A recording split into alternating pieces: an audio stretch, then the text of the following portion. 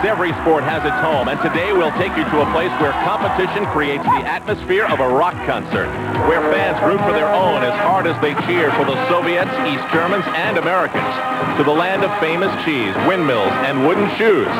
There are many baseball stadiums where the atmosphere makes the hot dogs taste better and home runs sweeter, and hockey arenas where the oohs and ahs following a Gretzky goal are memorable. But there really is no place like this, where the fastest humans on 2 feet are kings and queens. They invented the sport, and speed skating today remains the Dutch passion. Welcome to the Schalf Arena, Heerenveen, the Netherlands. Speed skating like nowhere else. A party? Whose idea was this? Well, in Heerenveen, it's everybody's idea to have a party when the sport of speed skating is around. Hi, I'm Al Trowig, and we're here for the last World Cup race of the season in the sport of speed skating, and we'll have a lot to tell you about. Working with me today is a woman who skated for the United States in the '84 Olympic Games in Sarajevo and has helped us cover the sport here on ABC ever since, Lydia Steffen. Lydia, it's a crazy place, but the speed skaters love it. Why do they think it's so special? The Dutch people love speed skating, and the skaters enjoy skating here because they get so much support from the fans that every single one of the skaters feels like a star. And the oval's indoors, and that means fast ice. They party as hard as the speed skaters skate. Now, we're going to tell you the stories of Dan Jansen, who was a sad story of the U.S. Olympic team in 1988, and Bonnie Blair, who won a gold medal and a bronze medal. Their times since Calgary and their seasons have gone as what? Dan has had a very solid season. In the last 3 500-meter World Cup races, he's won. Bonnie Blair, well, she proved she's still on top when she won the World Sprint just a few weeks ago. Well, we also have the challenge of world records here. That could make the event exciting. But before we tell you about that and Dan and Bonnie, we want to focus in on Eric Flame. Remember the scene in Calgary when he captured his silver medal? It's important to remember that Eric Flame of Pembroke, Massachusetts, missed the gold medal by only 6/100ths of a second. Now, we may see that cheering from Eric again today because coming down to his last race of the season, he has a chance to win the overall title in the 1,500-meter event. Boy, he's really enjoyed a good season. He's been very consistent in the 1,500. In fact, he's on top right now. If he skates well today, he could win the overall World Cup 1,500 meters. And so for Eric, it comes down to the last trip around the track in 1989. The World Cup for the speed skaters is a long road, a 10-country tour that begins in November and ends today. Points are awarded in each of the races in each of the different distances, determining a winner at season's end. For example, the 1,500-meter race is the one in which Eric Flame is involved. Is he confident he can do it? He usually is. Anyone that's gotten anywhere in this world, you have to be confident. You have to believe in yourself. I don't like to be thought of as cocky. I don't think I am cocky. Cocky is someone that says a lot but can't back up his words. He has backed up his words on many occasions. A silver in Calgary and a world overall championship. Teamed in this final pair with Michael Spielman of East Germany. And it is an East German who holds the world record in this, the metric mile. Andre Hoffman, the gold medalist in Calgary, 1:52.06. This is a 400-meter indoor oval, the state-of-the-art in the sport. And so at 1,500 meters, just under 4 laps.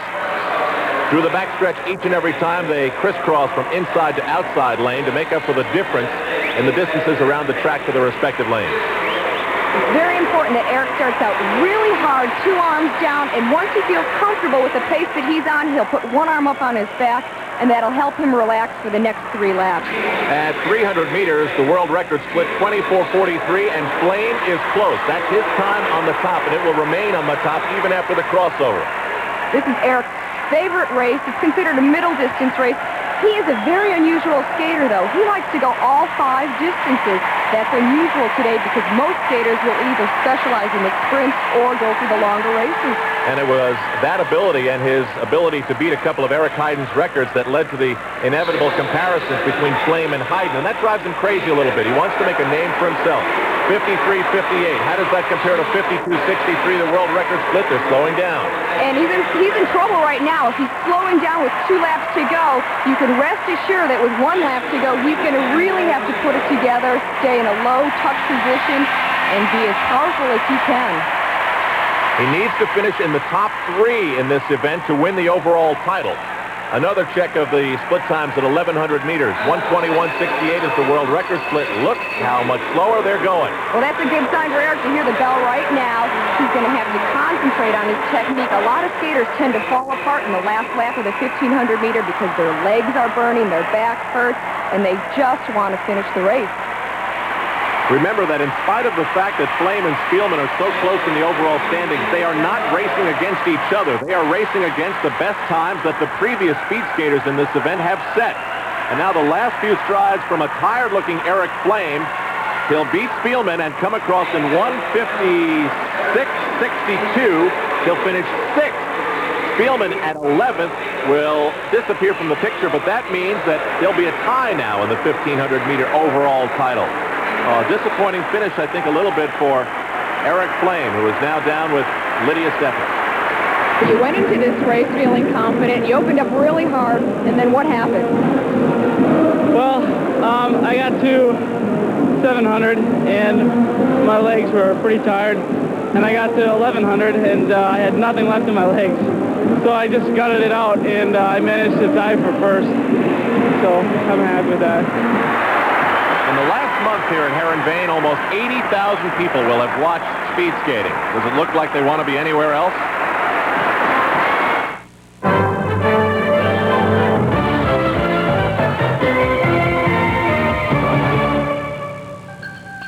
The city of Amsterdam is in an area known as Holland, but the country is the Netherlands. We're about 90 minutes northeast in a country that has seen about half its area reclaimed from the sea with dikes and water-pumping windmills.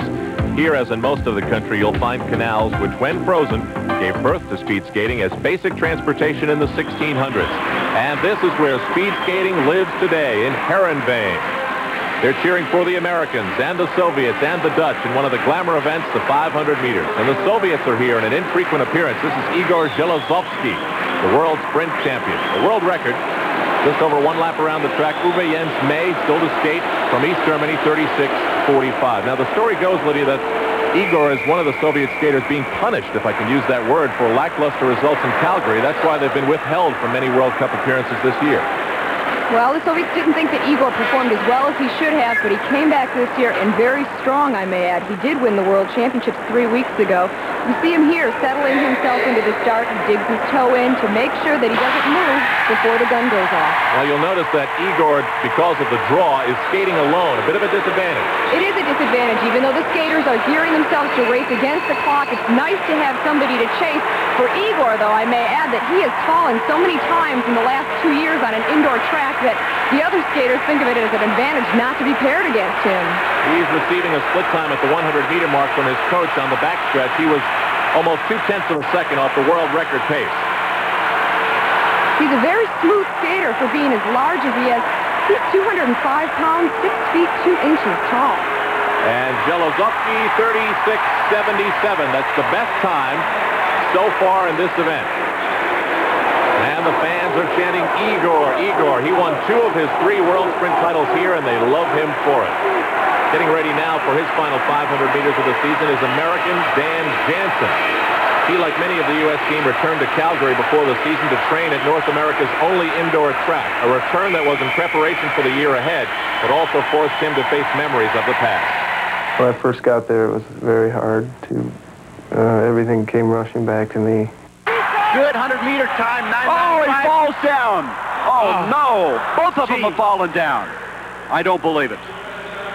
It's still impossible to know unless you really went through it, and maybe I'm the only one who will ever really know. We'll have to see if he can do it here. This is fast. Oh, no. I don't believe it. I was back there alone for a little while, and it was real hard. I went through a couple of weeks of, it was tough to motivate every day, to go out there by myself. I was used to training and racing with other people, and that was probably the hardest time of my year. After the Olympics, there was an engagement that was canceled, a relationship perhaps victimized by the despair.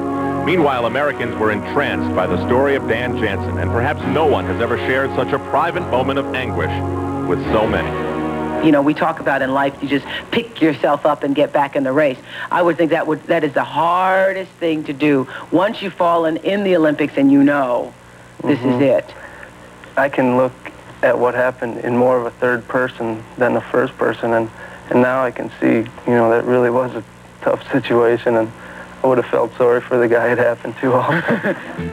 Just weeks after the Olympics, Dan was able to win a World Cup race, and in so doing, beat the gold and silver medalists from Calgary, proving that life goes on, in his case at about 35 miles per hour.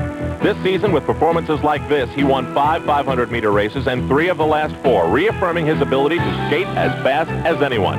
But burnout in this sport comes quickly, and when asked about the Olympics of the future, Dan said, "If I retire without an Olympic medal, I can live with it." He's skating next.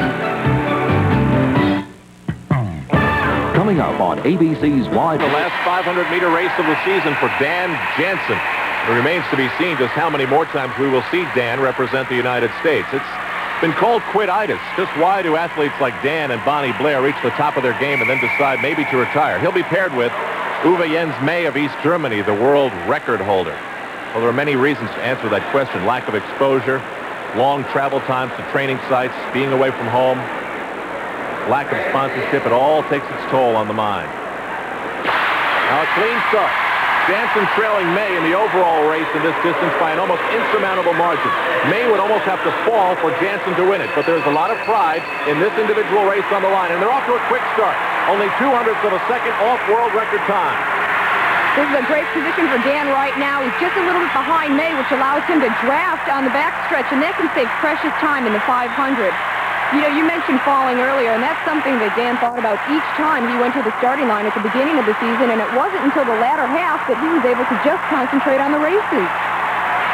Forget about racing the clock. This is a match race, and Jansen wins it. 36.71, beating the time of Jelozovsky, and the man who won the Olympic gold medal that many felt would be his. 4 of the last 5 500-meter races for Jansen.